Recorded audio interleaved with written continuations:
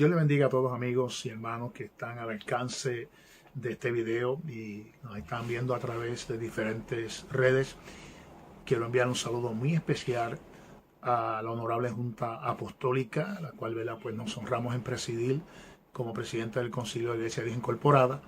Y en esta tarde pues le enviamos un saludo a todos nuestros queridos hermanos, a todo ese cuerpo ministerial, toda la pastoral de nuestro concilio, y también de parte de mi esposa, mi amada esposa, la misionera María Teresa García Santos, mi amara y mi familia, pues le extendemos ese saludo muy cordial a cada uno de ustedes.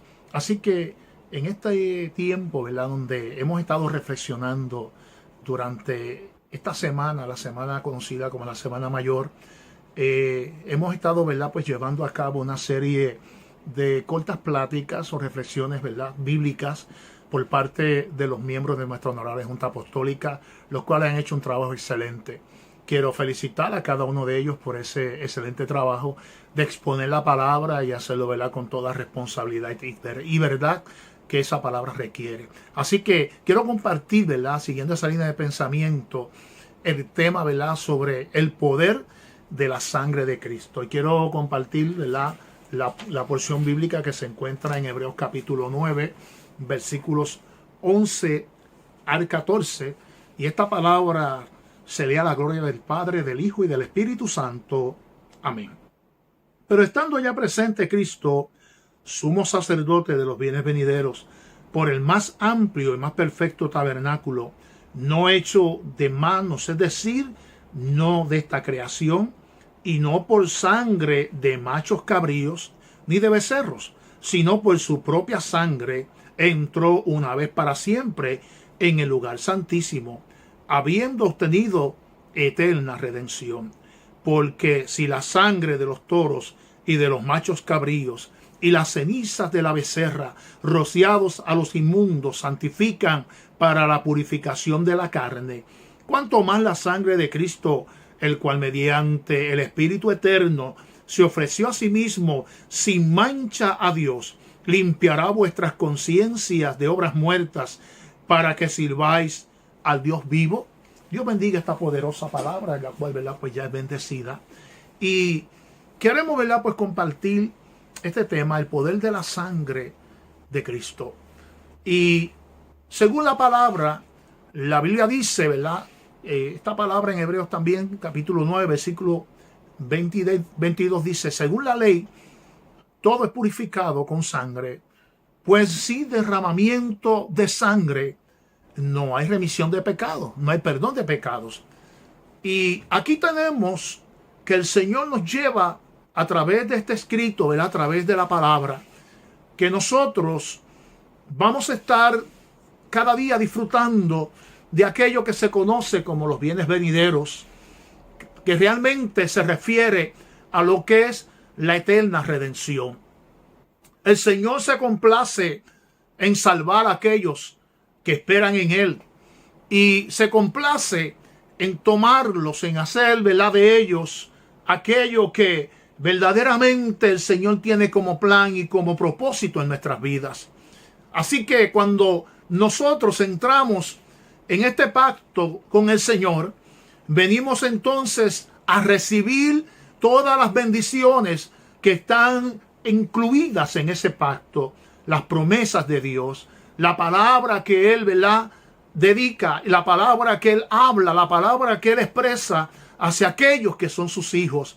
Por lo tanto, esta palabra nos da a nosotros seguridad, porque hubo uno que se presentó como sumo sacerdote, el cual fue más excelente, dice la Biblia, perfecto, y toma, ese lugar, en el lugar preciso, en el tiempo preciso, en la hora en que tenía que presentarse, porque la profecía estaba escrita. Solamente faltaba que viniera Cristo a realizar ese sacrificio y esa obra redentora para cada uno de nosotros. Así que hoy estamos aquí disfrutando de aquello, que aunque sabemos que causó dolor a nuestro Señor, fue algo, amados hermanos, que cambió totalmente la historia. cambió el curso total del hombre.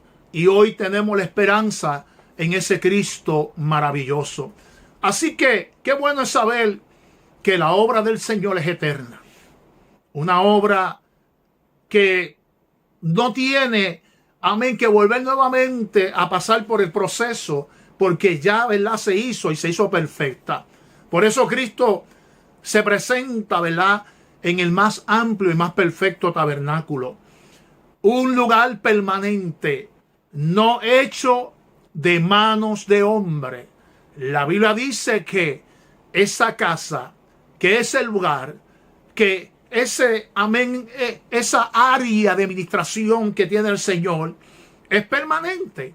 No es algo, ¿verdad?, que va a ser temporero. ¿Por qué? Porque las cosas que Él hace desde ese nuevo pacto en adelante son cosas permanentes. El escenario, alabado sea el Señor de Jesús, es el más perfecto. Porque se trata de una creación exclusiva. Se trata del santuario donde Cristo sirve a cada uno de nosotros. Y ese santuario es el cielo mismo. Así que necesitamos reconocer que hay un verdadero tabernáculo santuario en el cielo.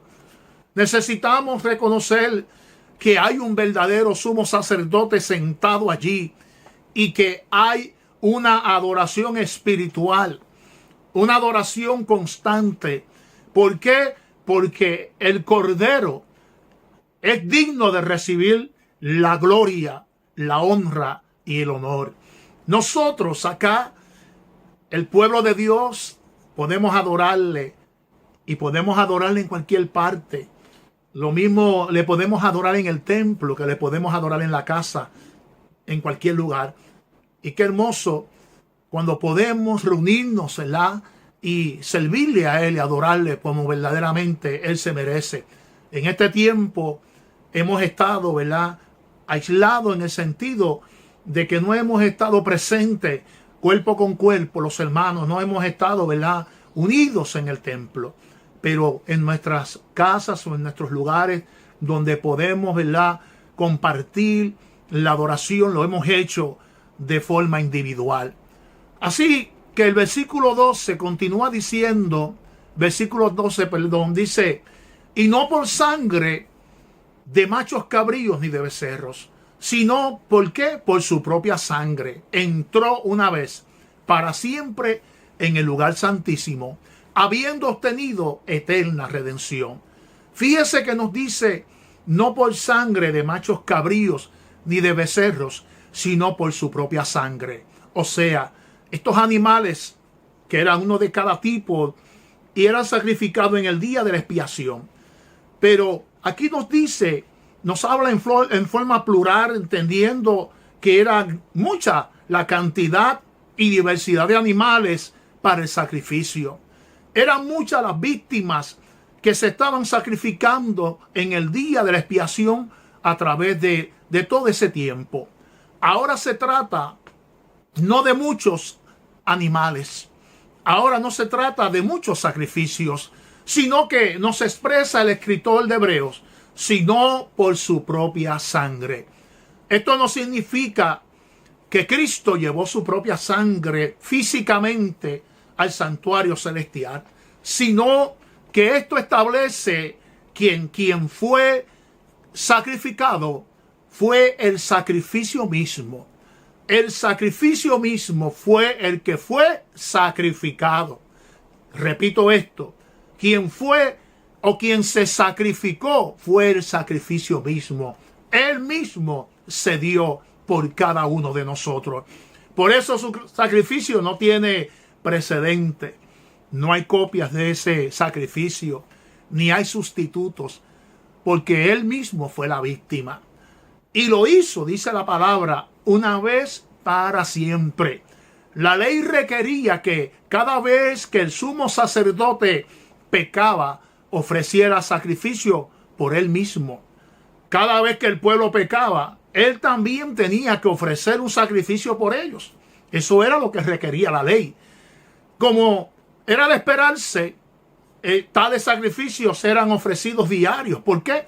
Porque siempre el hombre está en constante pecado y necesitaba, amén, expiar ese pecado. Además de esto, tenía que ir una vez al año en el día de la expiación. El sumo sacerdote debía ofrecer más sacrificio por él y por el pueblo. Ahora, por el contrario, Cristo, que es el sumo sacerdote por excelencia, no tuvo pecado ni requirió sacrificio alguno por él mismo. Y el único sacrificio necesario fue él. Fue hecho por él mismo, quien lo ofreció, dice la palabra, una sola vez por todos los hombres y por toda la eternidad. Así que dice esta palabra que una vez para siempre.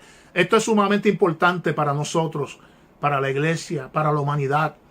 Y vale esta nota aclaratoria que nos trae el escritor de Hebreos, porque la obra expiatoria de Cristo nunca tiene que repetirse, a diferencia de los sacrificios sacerdotales del antiguo pacto.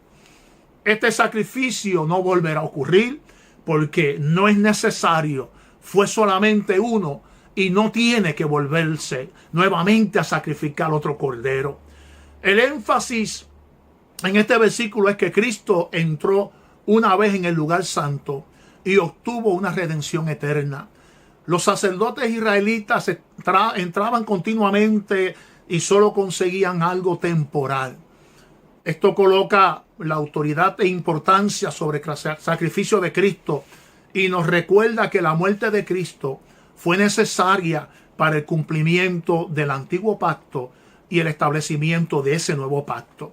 El versículo 13 nos dice: porque si la sangre de los toros y de los machos cabríos y las cenizas de la becerra rociada a los impuros santificaron para la purificación de la carne.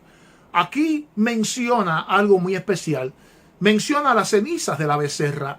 Y esta es una referencia a la ordenanza de aquella vaca rojiza o alazana que nos habla en Números capítulo 19. Esta vaca era quemada completamente y las cenizas eran llevadas fuera del campamento a un lugar limpio. Y cuando un hombre quedaba ceremonialmente impuro, principalmente porque había tocado un cuerpo muerto o había tenido contacto con algo impuro, el sacerdote tomaba las cenizas, las mezclaba con agua y rociaba al infractor. Este acto servía para purificarlo ceremonialmente para que pudiera ser restaurado al compañerismo con el resto del pueblo. Ahora, aquí destacamos que la vaca tenía un simbolismo particular. Se usaba una hembra en vez de un macho. En la primera carta de Pedro, capítulo 3, versículo 7, se nos dice que la mujer era ¿qué? Vaso más frágil y delicada. Nuestra impureza proviene ¿de qué? De nuestra debilidad. ¿Por qué? Porque a pesar de que somos, ¿verdad?, hombres, no importa el género, somos débiles. ¿Por qué? Porque la carne, amén, produce en nosotros esa debilidad. Somos débiles. Ahora Cristo descendió y experimentó físicamente en el cuerpo esa debilidad. Y por lo tanto, a través, ¿verdad?, de nuestra debilidad, el poder de Dios se perfecciona en nosotros por medio de su sacrificio. El texto nos dice que se usaba una vaca roja. Creemos que el color rojo también nos habla del hecho de que Cristo se hizo pecado por nosotros, no de una manera intelectual. ¿Sabe? Podemos inferir cosas, pero aquí estamos hablando de algo de algo real. Él se hizo pecado por nosotros, no de una manera intelectual. Vuelvo y repito, Él realmente se hizo pecado por nosotros. ¿Y cómo sabemos que ese color rojo es el color del pecado?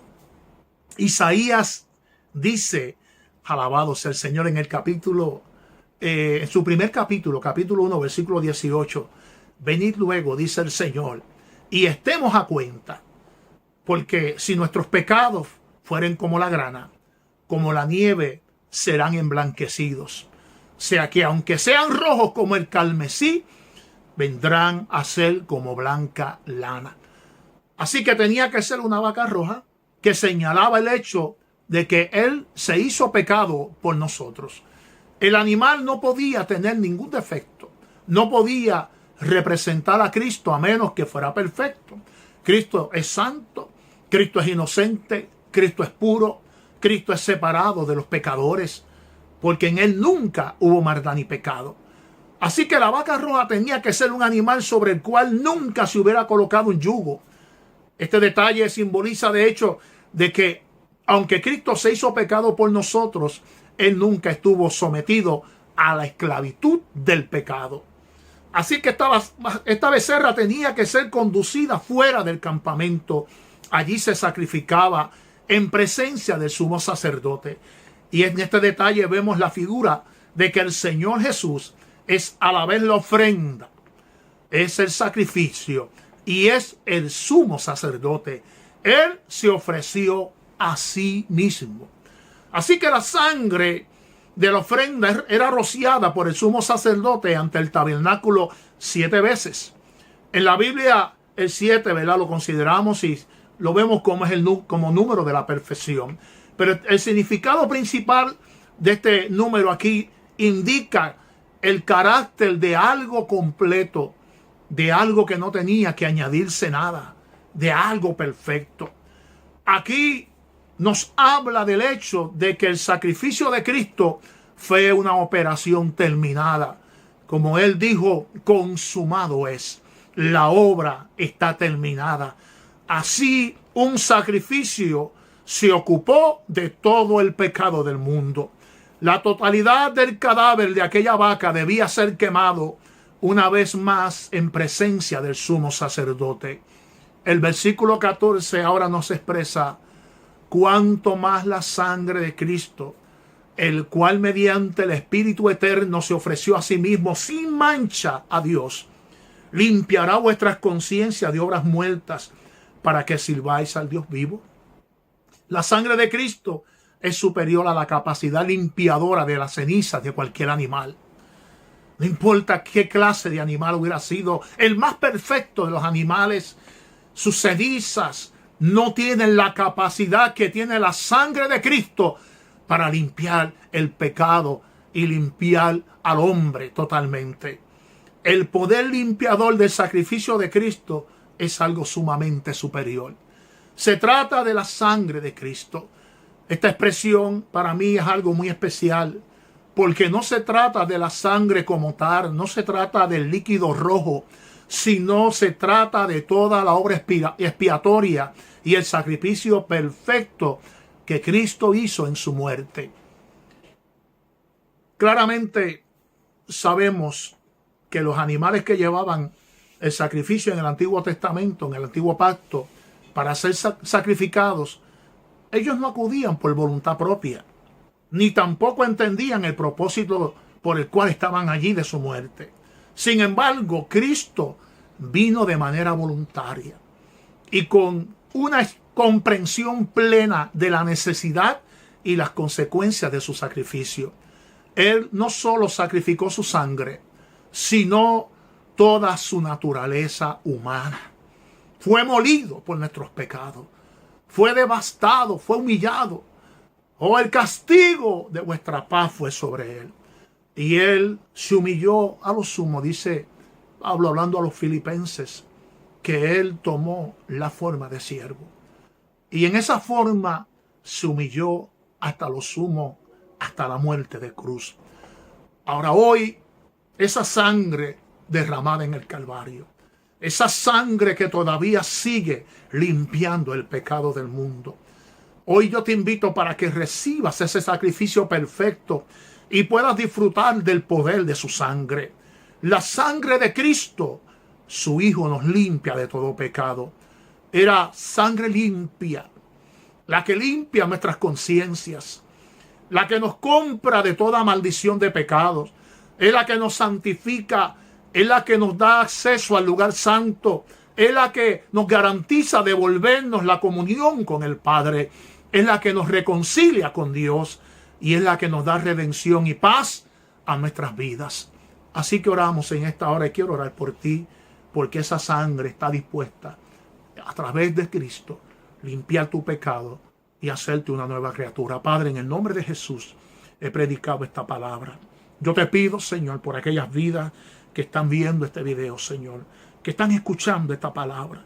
Yo te pido, Señor, que ahí donde está, tu sangre, Señor, le limpie, tu sangre le perdone, tu sangre le restaure, Dios mío. Saques el pecado, Señor, esa lepra, Dios mío, Señor, esa maldición que hay sobre los hombres, Señor. Pero tú viniste a traer vida, como dice esta palabra, y vida en abundancia. En el nombre de Jesús yo te lo pido y te doy gracias, Señor. Recibe la gloria y la honra, todo es para ti. Dios te bendiga. Gracias por escucharnos y gracias por estar aquí presente en esta hora.